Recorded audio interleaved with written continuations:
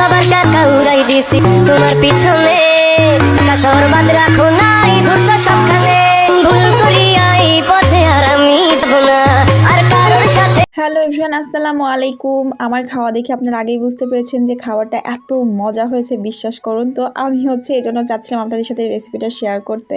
তো আজকে আমি যেটা রান্না করব তার জন্য আমি অনেকটা সরিষার তেল নিয়েছি, কম ছিল জন্য একটু সয়াবিনের তেল মিক্স করে দিয়ে তার মধ্যে কুচি করে রাখা 1 কাপের মতো পেঁয়াজ দিয়ে দিলাম, দিয়ে বেরেস্তা করে একটা সাইড থেকে একটু তুলে রাখছি, কারণ এটা পরের ডেকোরেশনের জন্য লাগবে। তার মধ্যে আদা রসুনের পেস্ট দিয়ে একটু ভালো করে কষিয়ে নিচ্ছি, কারণ আদা রসুনের একটা কেমন যেন কাঁচা স্মেল থাকে, তো এটা চলে যাবে। তারপরে একটু পানি দিয়ে দিচ্ছি যাতে করে এখন গুঁড়া মশলা অ্যাড করার সময় পুড়ে না যায়।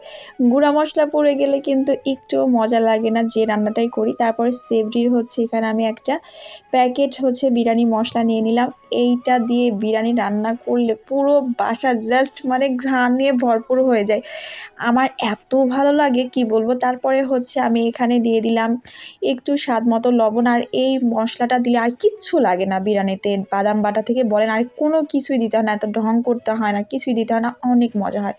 তারপরে এখানে আমি আগে থেকে কেটে রাখা গরুর মাংসটা দিয়ে দিলাম। আপনারা চাইলে যে কোনো খাসি মুরগি ইউজ করতে পারেন, কোনো প্রবলেম নেই, বাট গরুর মাংস তো এত মজার একটা জিনিস, আমার কাছে খাসির মাংস অনেক ভালো লাগে। তারপরে একটু টক দই দিয়ে দিচ্ছি, টক দই তো দিতেই হবে, টেস্ট বাড়াবে এবং দ্রুত মাংসটাকে সফট করবে। টক দই দিলে কিন্তু খাবারের ফ্লেভারটাও অনেক ভালো আসে। তো টক দই দিয়ে এখন আমি ভালো করে ঢেকে দিব, দিয়ে মাংসটাকে সমানে কষাতে থাকবো, মাঝখানে কিন্তু অনেকবার নেড়ে চেড়ে দিব, দিয়ে কষিয়ে নিব। আর আরেকটা কথা বলি, রান্নাটা কিন্তু একটা আর্ট, যে যেভাবে করে তার কাছে মানে ওইটা ইজি হয়। তো আপনি যেভাবে করবেন সেভাবে করবেন, কোনো সমস্যা নাই, যার যেভাবে ভালো লাগবে করবে।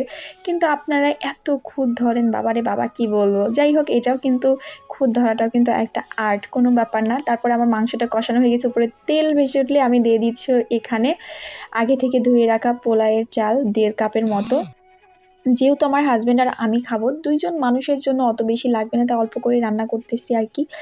তারপরে আমি এখানে 2.5 কাপের মতো পানি দিয়ে দিয়েছি। 1.5 কাপের জন্য 2.5 কাপের থেকে একটু বেশি পানি, তো 2 কাপ পানি আর 1 কাপের একটু কম আমি গরুর দুধ মিক্স করে দিয়েছি আর কি। আর তারপরে এখন দিয়ে দিচ্ছি কয়েকটা কাঁচামরিচ, তারপরে দিয়ে দিচ্ছি এখন আমি একটু ঘি, কেওড়া জল, তারপর একটু গোলাপ জল। সুন্দর একটা ফ্লেভার আসবে, একদম রেস্টুরেন্ট একটা ফ্লেভার আসবে, কারণ আমরা রেস্টুরেন্টে খেতে গেলে যদি সুন্দর ফ্লেভার পাই তখন মন চাই ইস ক্ষুধাটা মনে হয় বেড়েই যায়। তাহলে আমরা একটু গিয়ে রেস্টুরেন্টে চল আজকে আমরা যেহেতু শপিং করতে আসছি একটু বিরিয়ানি খেয়েই যাই, বা একটু তেহারি খেয়ে যাই, একটু কাচ্চি খেয়ে যাই। তো ঠিক আমার বাসায় পুরো মোমো করতেছে, আমি ভাবছিলাম অল্প একটু ভাত হবে, কিন্তু বিশ্বাস করেন আমার আন্দাজ কম ছিল, এত পরিমাণে হয়েছে।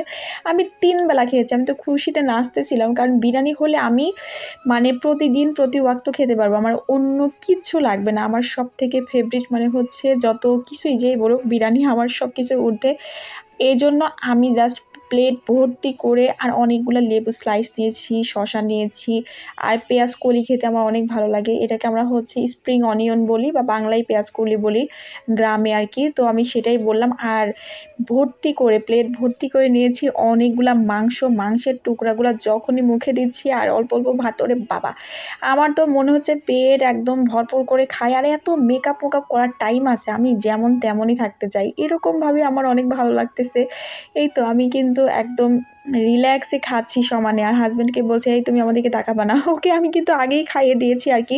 তো ও এত প্রশংসা করেছে। যাই হোক, ভালো লাগলে অবশ্যই লাইক কমেন্ট শেয়ার করতে ভুলবেন, আর রেসিপিটা অবশ্যই আপনারা ফলো করুন। আল্লাহ হাফিজ।